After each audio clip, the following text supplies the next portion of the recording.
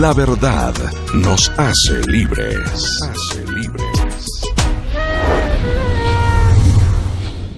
Hola, bienvenidos a este reencuentro con nuestras entrevistas internacionales junto a Juan Carlos Salcedo, nuestro corresponsal desde Nueva York, allá en el área metropolitana de aquel estado, y bueno, desde Cold Spring para dialogar el día acerca de la violencia en México. Tenemos un invitado especial desde la Ciudad de México, estaremos dialogando con Leo Peralta. Vamos a ver un poco acerca de su perfil. Leo Peralta es un periodista nacido en la Ciudad de México y quien desde inicios de siglo ha ejercido el periodismo en medios mexicanos, como las revistas Cambio y Expansión, en el sitio web cnnmexico.com, en el diario Milenio y más recientemente en The Huffington Post México, donde funge como reportero en asuntos nacionales. Además, es bloguero de opinión. Bueno, Juan Carlos, el día de hoy tenemos a un invitado muy especial, es Leo Peralta, como lo veíamos. Él es un periodista nacido en la Ciudad de México y quien desde inicios de siglo ha ejercido el periodismo en medios mexicanos como las revistas Cambio y Expansión, también el sitio web de la CNN en México.com, esta sigla que identifica obviamente a una de las cadenas más importantes de habla hispana, principalmente en los Estados Unidos. Voy a cederte el espacio para que tú también des la bienvenida a Leo Peralta. Gracias. Bueno, evidentemente hoy día hablamos de un tema que queremos conocerlo más profundidad. México, país rico en cultura, ha sido y es protagonista principal del quehacer latinoamericano a lo largo de los años. No obstante que mucho de ese extenso país está en paz, 5 de las 10 ciudades más violentas de Latinoamérica están en México.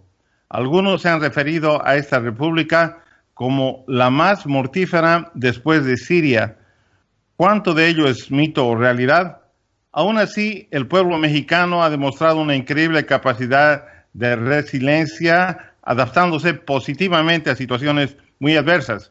Esto les ha permitido un progreso y crecimiento notables, no obstante los gigantes desafíos, entre ellos las leyes poco estrictas y por demás relajadas de comercio de armas en su vecino del norte, los Estados Unidos, han hecho fácil una casi inagotable flujo de tráfico ilegal de armas de fuego a México y a otros países en Centroamérica.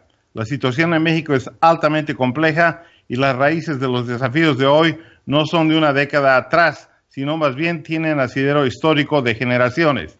Para entender las variables que han generado la presente situación de violencia, el impacto sobre el tejido social del país y las posibles vías de solución o salida, hemos invitado a un columnista mexicano que es un astuto y agudo observador de las corrientes sociales, culturales y económicas de ese país. Bienvenido, Leo Peralta. Muchísimas gracias por invitarme. Bueno, comenzamos, Leo.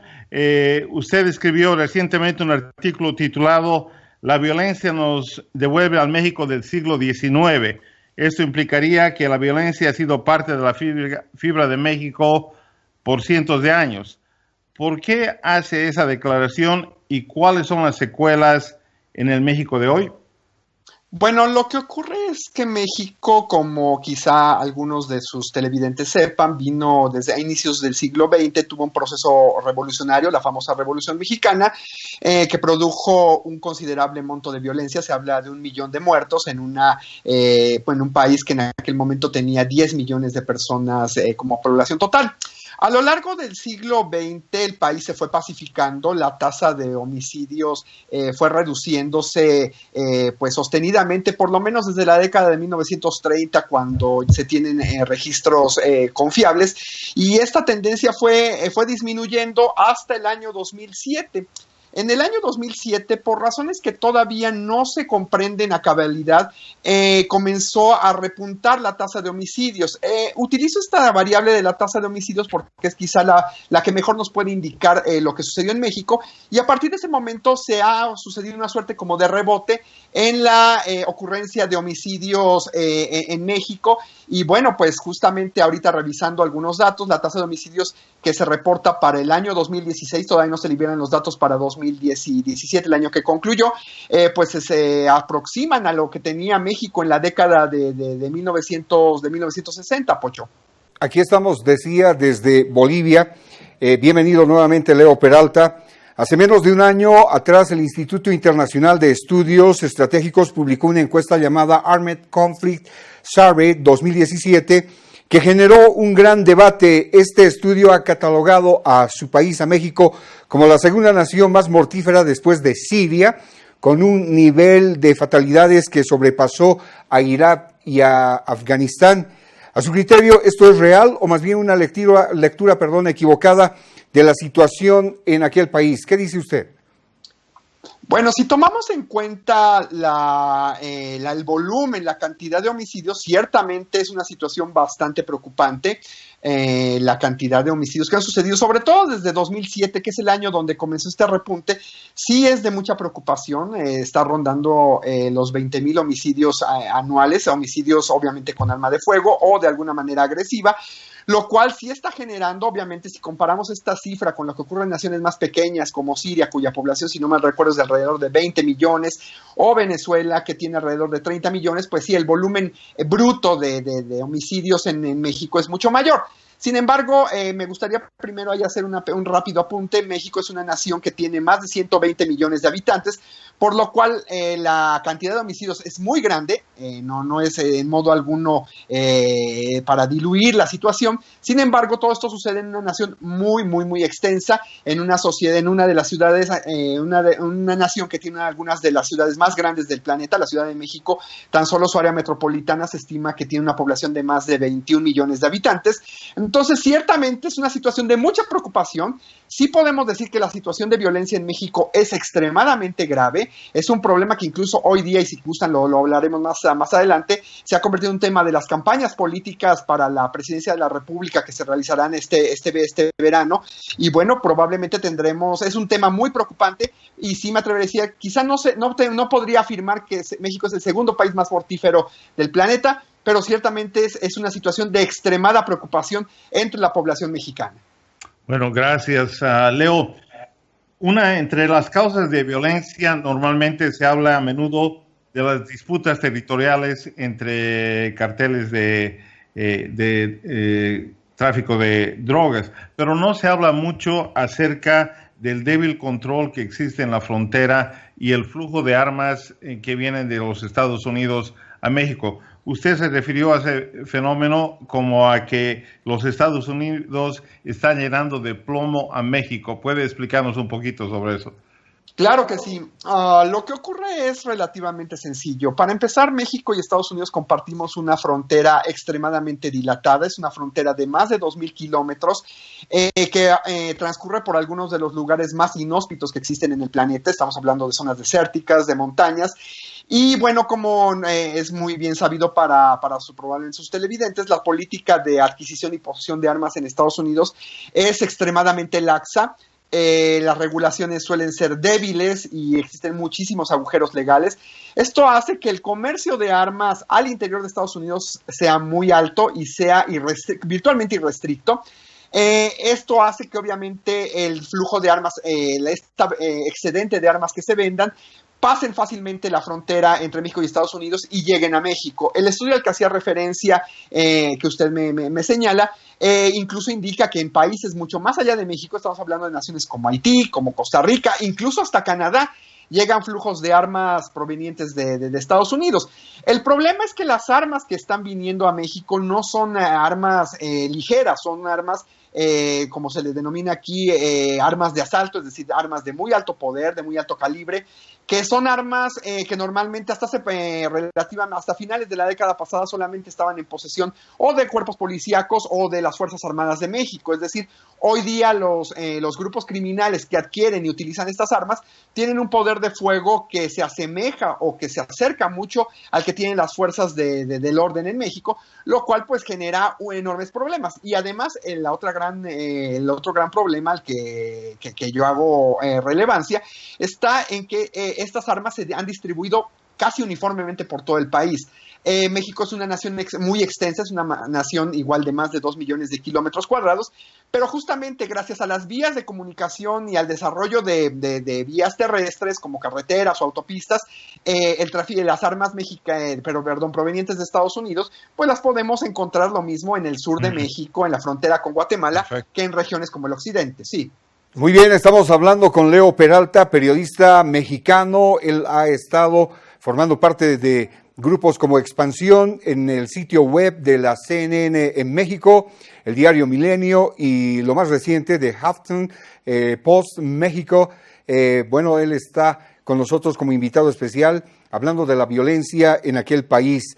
Leo, háblenos un poco de esto de la administración, precisamente de la violencia y también de la justicia privada.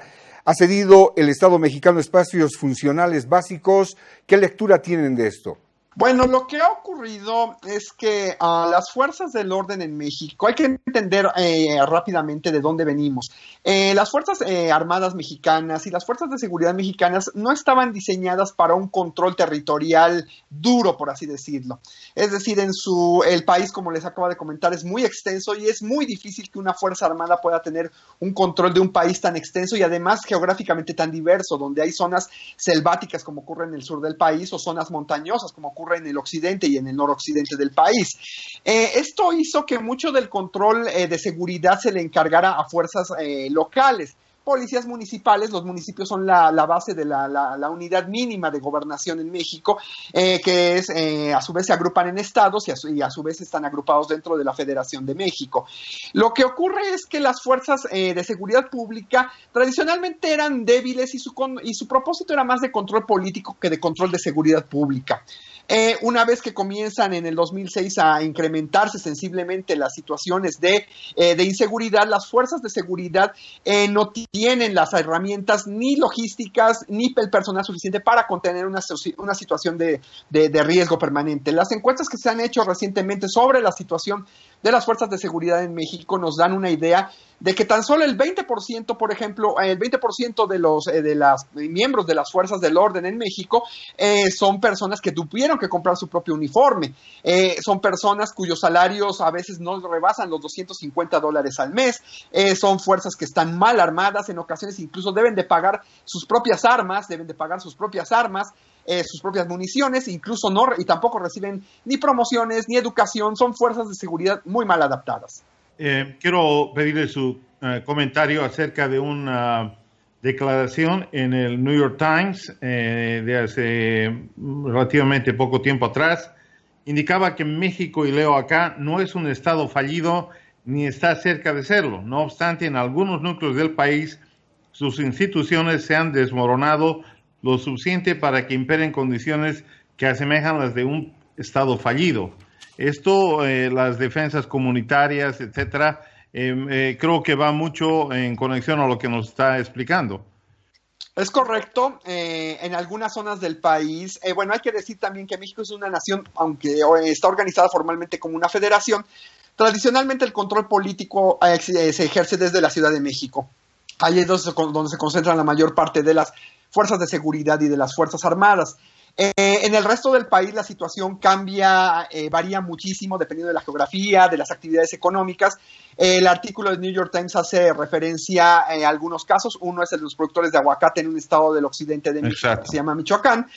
Ahí pues la presencia del Estado tradicionalmente había sido débil y ante la emergencia pues de estos grupos armados que al parecer, además del tráfico de drogas, buscaron nuevas vías de ingreso, específicamente a través del control de la producción y del transporte de aguacate, que es el producto que se produce en esa región con mayor intensidad. Pues bueno, algunos de los productores que tienen recursos económicos decidieron organizar milicias privadas para defender sus intereses. Esto se ha reproducido en algunas otras regiones del país. Por ejemplo, el artículo de New York Times hace referencia a la ciudad de Monterrey, donde hay los empresarios. Monterrey es una ciudad manufacturera, es la segunda ciudad más poblada del país, y ahí, digamos, lo que sucedió fue que los empresarios decidieron crear, junto con el gobierno del estado, crear una nueva fuerza policíaca llamada Fuerza Civil, que reemplazó a las fuerzas policíacas que estaban ahí. Sin embargo, estas resoluciones, como lo comenta el artículo, pues han sido parciales y pues obviamente al ocurrir al margen del control del Estado, pues obviamente son fuerzas que al final se convierten en una suerte de milicias privadas o de fuerzas de seguridad que están al servicio no de la sociedad, sino de quien las paga. Y hay que decir que desafortunadamente, pues quien las pagan no necesariamente son el todo de los ciudadanos, sino grupos como en el caso de Michoacán, los productores de aguacate, que pues su interés principal pues es la defensa de su negocio, Pocho. En 10 años de intensa violencia allá en México, seguimos sin entender las causas y las recetas para poner freno a este flagelo. Las autoridades en aquel país casi automáticamente explican afirmando que es el narcotráfico el principal responsable. Pero, ¿qué hay en el ADN de la violencia en México, Leo?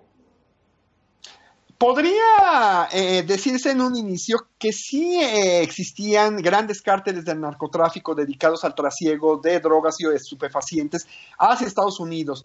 Sin embargo, a medida que las acciones del Estado mexicano se concentraron en eliminar a las cabezas de estos grupos, en desmembrarlos, muchos de estos grupos se fragmentaron y dejaron el negocio del tráfico internacional de drogas y comenzaron a buscar nuevas fuentes de ingreso. Al ser grupos sin la capacidad de llevar sustancias desde el sur de México hacia el mercado de Estados Unidos, comenzaron a explorar otros mercados como el secuestro, la extorsión, lo que se denomina aquí en México el cobro de piso, que es decir, el pago de una cuota de protección a los negocios. Y bueno, buena parte de esa violencia se explica por ahí. Sin embargo, no es todo. Es verdad que también ocurre que una parte de esta violencia, no sabemos cuánto, porque además es muy difícil discernir, justamente porque, como lo comentaba, porque al decir que es en México, cuando se dice que es un delito atribuible al crimen organizado, al narcotráfico, se le da, como le decimos en México, carpetazo al asunto, ya no se investiga más. Pero se sabe que una parte muy importante de esto son disputas vecinales, crímenes entre familias, delitos comunes, que no tienen que ver propiamente con el tráfico de drogas o con el crimen organizado. Sin embargo, la existencia de estos grupos violentos en buena parte del país han comenzado a crear el ambiente propicio para potenciar actos violentos que no necesariamente responden a las necesidades o a las situaciones de crimen organizado, sino a situaciones mucho más pequeñas, situaciones como disputas de tierras o de robos y otros delitos locales. Puntualmente, Leo, vuelvo un tanto a la explicación que nos hacía algunos minutos. Existen grupos de seguridad privadas. Eso parecería que hace más grande la brecha entre los que pueden pagar seguridad y los que no pueden pagar seguridad, por tanto, creando una diferencia, una clase privilegiada dentro del país. ¿Cómo ven desde adentro esa situación o ven como una necesidad inevitable de tener que defenderse con grupos privados irregulares? Hay que decir que la crisis de seguridad en México, hemos hablado del año 2007 como el año donde comenzó la situación de homicidios. Sin embargo, desde inicios de la década pasada comenzó la preocupación de la sociedad respecto de la seguridad. En la década pasada ocurrieron algunos secuestros de alto impacto que incluso generaron grandes manifestaciones en la Ciudad de México, justamente para exigir a las autoridades mayor protección. Sin embargo, por las situaciones estructurales que le he comentado, buena parte de las personas con recursos decidieron tomar la situación en sus manos y rentar o crear sus propios organismos, de sus propios cuerpos de seguridad. Esto es una necesidad, ciertamente, y que responde obviamente a la ineficacia o a la incapacidad de las fuerzas del Estado para proveer seguridad a la totalidad de los ciudadanos. Desgraciadamente, esto en México lo hemos mentalizado y lo hemos aceptado como el estado de las cosas natural, definitivamente. ¿Qué pasa con la gente? ¿Qué pasa con el ciudadano? ¿Han aceptado los mexicanos la violencia en aquel país como la nueva normalidad o cómo ha cambiado o no ha cambiado prácticamente el diario vivir de los ciudadanos mexicanos? ¿Qué podría decirnos sobre esto? Como sucede en buena parte de las situaciones de violencia armada, al principio suele haber reacciones, ha habido numerosas manifestaciones, se ha tratado y se ha buscado por muchos modos presionar a las autoridades para que de algún modo contengan la violencia. Desafortunadamente, al ser un problema donde muchos factores están involucrados y además es un problema cuya solución todavía no se puede vislumbrar porque todavía no tenemos una comprensión de los orígenes de este problema, buena parte de la población pues lo que ha hecho es adaptar sus rutinas. Algunas encuestas realizadas aquí en México denotan que buena parte de la población mexicana ha cambiado por lo menos alguna de sus hábitos o de sus prácticas cotidianas para protegerse o de la violencia o del crimen que está acarreando. Cosas como, por ejemplo, evitar ciertas rutas, dejar de utilizar transporte colectivo y utilizar transporte individualizado como taxis o sistemas como Uber, o también contratar sistemas de protección como alarmas, cámaras de videovigilancia, o incluso la contratación directa de cuerpos de seguridad privado o de guardias de seguridad para su protección personal. Es decir, la violencia en México la hemos interiorizado y pues desafortunadamente la hemos convertido en parte de la vida cotidiana. Sí. Lastimosamente se nos va acabando el tiempo muy rápidamente, pero no quiero dejar de preguntarle las elecciones en México generales en el mes de julio. ¿Cuáles son las iniciativas fundamentales que están presentando los diversos partidos políticos para atacar el tema de la violencia? Desgraciadamente, por un tema de organización y de regulación de las elecciones, los candidatos y los partidos políticos están prohibidos de dar información detallada sobre sus propuestas hasta mediados del próximo mes, cuando finalmente los candidatos serán designados oficialmente. Entre tanto, los partidos, las tres coaliciones que están registradas ante el Instituto Nacional Electoral, han hecho pues algunos señalamientos muy generales sobre la violencia. Se ha hablado de temas que, hay que decirlo, en 10 años se han hablado, cómo fortalecer los cuerpos de seguridad locales, cómo destinar mayor presupuesto al fondeo de los cuerpos de seguridad. Quizá la propuesta que ha sido más disruptiva y que ha generado obviamente un gran debate público ha sido la propuesta del candidato Andrés Manuel López Obrador, quien señaló que en uno de sus eventos que él propondría darle una amnistía a aquellas personas que se encuentran procesadas por delitos no violentos relacionados con el tráfico de drogas, es decir, campesinos, pequeños usuarios de pequeñas cantidades de drogas, les ofrecería la posibilidad de acceder a una amnistía siempre y cuando las víctimas estuvieran de acuerdo. Aquí ha habido muchos malos entendidos en México porque se ha dicho que los capos de la droga o los grandes líderes criminales serían liberados con esta amnistía. Lo que el candidato presidencial señaló específicamente es que sería para aquellas personas que hubieran cometido delitos no violentos o que las víctimas estuvieran de acuerdo con este procedimiento. Pero hasta el momento esa es la propuesta más firme que se tiene sobre seguridad por parte de los tres precandidatos. Bueno, esta ha sido una mirada sobria, necesaria, de un lado sensible del Estado mexicano, de una cultura tan rica, de hombres que han avanzado en grandes reformas históricas, de un país que ha jugado y juega un papel importante en Latinoamérica, y hemos dialogado con Leo Peralta, un periodista nacido en la Ciudad de México, a quien le agradecemos por estar aquí en La Verdad Nos Hace Libres. Leo, gracias por este tiempo de entrevista. Muchísimas gracias por invitarme. Ok, gracias Juan Carlos, nuestro corresponsal desde Nueva York, por estar aquí con nosotros en este espacio internacional. Ha sido un gusto, gracias Leo por esos incisivos comentarios. Esperamos volverlo a tener nuevamente en el programa, y a los que desean continuar la conversación, los esperamos en Twitter @PochoSalcedo. Gracias. Bueno, hemos estado junto a Leo Peralta una vez más hablando acerca de la violencia en México con un periodista obviamente que tiene experiencia en varios medios de comunicación. Nosotros hacemos una pausa, ya volvemos con más en La Verdad Nos Hace Libres.